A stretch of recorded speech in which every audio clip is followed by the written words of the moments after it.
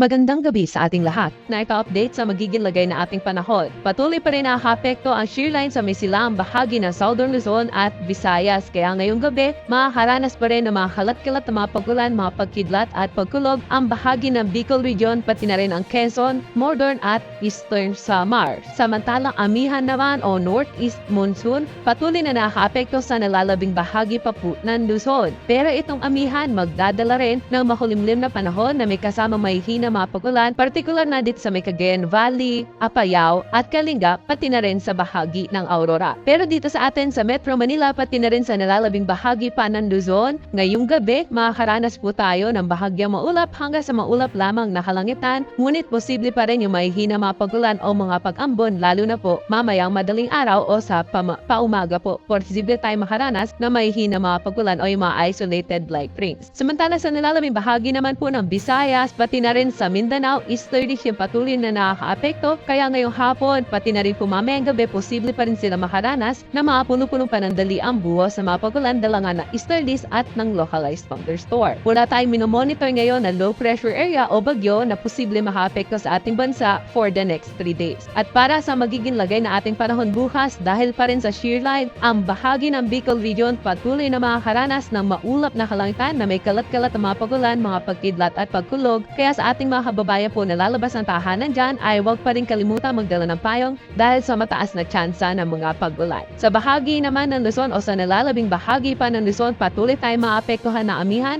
partikular na dito sa may Cagayan Valley, Aurora at pati na rin sa Apayao at Kalinga, makakaranas po bukas ng maulap na kalangitan na may kasamang mahihina mga pagulan dala nga ito ng amihan. Dito po sa atin sa Metro Manila, pati na rin sa nalalabing bahagi pa ng Luzon, generally maaliwalas po yung ating panahon, lalo na sa umaga hanggang tanghali, pero hapon, gabi, pati na rin po sa madaling araw ulit sa susunod na araw ay posible po tayo makaranas ng mga light rains o yung mahihina mga pagulan dala ito ng amihan. Dumako naman po tayo sa bahagi ng Visayas dahil pa rin po ito sa shear line.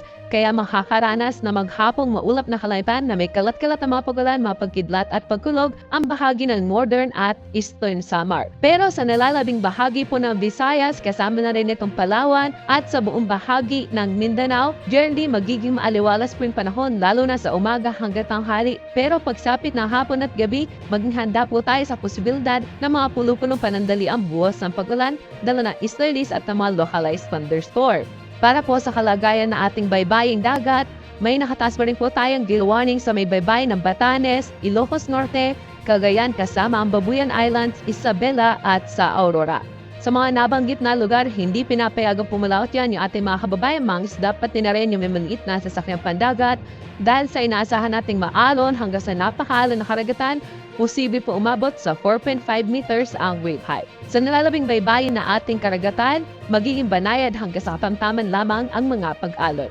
At para po sa ating 3-day weather outlook sa mga pangunahing syudad na ating bansa, dito sa Luzon, partikular na sa Metro Manila, wala ho tayong inaasahan na malawak ang mga pagulan for the next 3 days na kung saan over the weekend po sa Metro Manila ay magiging bahagyang maulap hanggang sa maulap lamang po ang ating kalangitan. Yung chance na mapagulan po natin sa madaling araw lang o sa papaumaga, ito ay dahil lamang po sa amihan at may hina mapagulan lamang po yung ating inaasahan.